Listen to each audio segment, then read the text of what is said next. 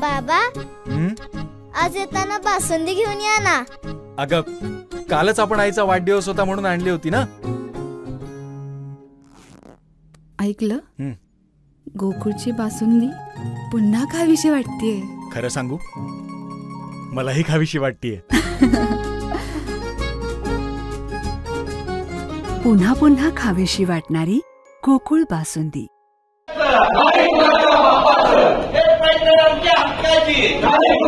ग्रामीण भागाला पाणी देत आहे त्यांचा या महानगरपालिकेची काही संबंध नाही, जी या हद्दवाढीमध्ये तयार नाही. मॅडम तुम्ही सरप्राईज व्हिजिट करा, तुम्हाला सगळा गैरप्रकार कळत काय चाललाय. आता आम्हाला मॅडम एक आश्वासित करा की येत्या 8 दिवसामध्ये येणे आम्हाला थेट पाईपलाईनचं सुरळीत आणि मुबलक पाणी देणार. पाणी मॅडम एकाला 18 तास एकाला काही नाही, हे चालणार नाही. अन्यथा यांनी राजीनामे करावं जावं, नाहीतर बसू देणार नाही खुर्च्यावर आम्ही. अन्यथा पाणी पुरवठा जल अभियंता कार्यालयाला टाळे ठोकणार आदिल फरास.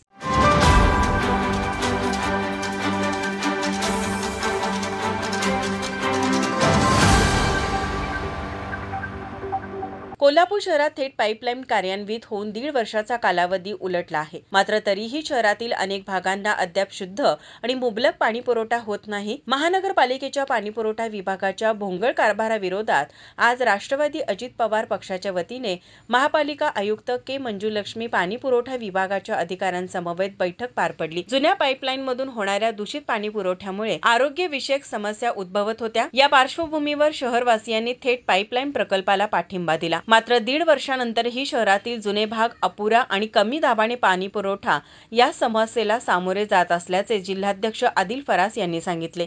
आज राष्ट्रवादी काँग्रेस पक्षाच्या वतीनं कोल्हापूरच्या पाणी प्रश्नावरती धडक आंदोलन या ठिकाणी घेण्यात आले आणि आयुक्त मान्य प्रशासक साहेब जे आहेत मंजुश्री मॅडम यांनी आम्हाला वर निमंत्रित केलं. त्यांच्याशी आमची चर्चा झाली.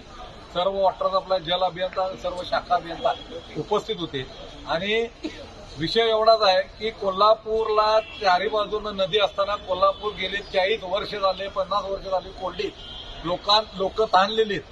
अनेक आंदोलनं करून आमच्या वाडवडिलांनी देखील आंदोलनं करून या ठिकाणी महानगरपालिकेच्या माध्यमातून थेट पाईपलाईन मंजूर व्हावी म्हणून 40 वर्ष घालवले. 40 वर्षानंतर थेट पाईपलाईन मंजूर झाली. थेट पाईपलाईनचं पाणी येऊन प्रत्यक्षात 1.5 वर्ष झाला तरी सुद्धा शहराच्या मुख्य शहरामध्ये जुन्या कोल्हापूरमध्ये हे थेट पाईपलाईनचं पाण्यासाठी माणसं तरसायला लागलेले आहेत. या ठिकाणी वणवण झालेली आहे. आठवड्यातनं 2 दिवस पाणी पुरवठा खंडित आणि 5 दिवस अपुरा पाणी पुरवठा ही आमच्या रोजची दिनक्रम आमचा झालेला आठवड्याचा प्रोग्राम झालेला आहे. आणि या गोष्टीला अनेक लोकप्रतिनिधींनी, अनेक माजी नगरसेवकांनी, अनेक सामाजिक संघटनांनी, अनेक नागरिकांनी, माता भगिनीने आंदोलनं केली. यांना जाग आणण्याचा प्रयत्न केला, निदर्शनास आणून दिलं. येतात, फिरती करतात, करूया म्हणतात, जातात. दुसरं त्याच्यावरती शून्य प्रोग्राम आहे. आणि म्हणून आम्ही आज एक निर्णय करून आलेलो होतो. यांना जर काम करायचं नसेल तर यांना यांच्या खुर्च्यावर बसायचा अधिकार नाही. यांनी यांच्या खुर्च्या सोडल्या पाहिजे. वॉटर सप्लाय ऑफिस हा सगळं वसुल्या करण्यामध्ये मग्न आहे. करावं, नागरिकांनी भरावं म्हणून आम्ही देखील या ठिकाणी आवाहन केलंय.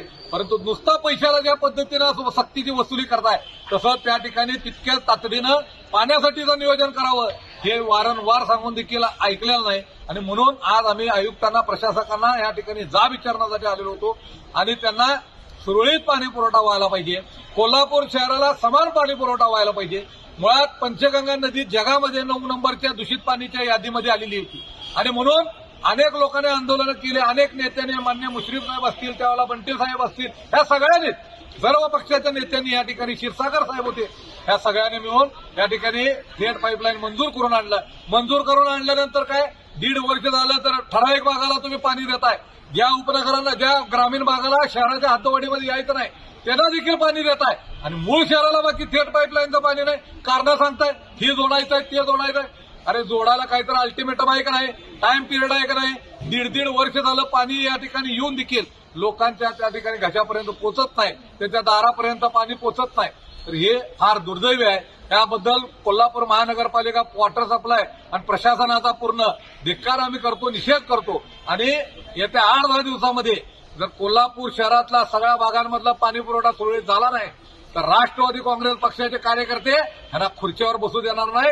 ह्यांच्या खुर्च्या रस्त्यावर आणून ठेवू आणि यांच्या कार्यालयांना टाळे ठोकल्याशिवाय आम्ही गप बसता नाही. आठवड्याभरात थेट पाईपलाईनद्वारे शुद्ध आणि मुबलक पाणीपुरवठा सुरू न केल्यास पाणीपुरवठा जल अभियंता कार्यालयाला टाळी ठोकण्याचा इशारा राष्ट्रवादी काँग्रेसने यावेळी दिला आहे. या प्रसंगी माजी नगरसेवक उत्तम कोराने, प्रकाश गवंडी, सुनील पाटील, सुनील गाताडे, रेखा आवळे, रामेश्वर पत्की, युवराज साळुंखे, जाहिदा मुजावर, पूजा साळुंखे आदी उपस्थित होते. माझा महाराष्ट्र न्यूज कोल्हापूर. ताज्या घडामोडी पाहण्यासाठी माझा महाराष्ट्र न्यूजला आजच सबस्क्राईब करा.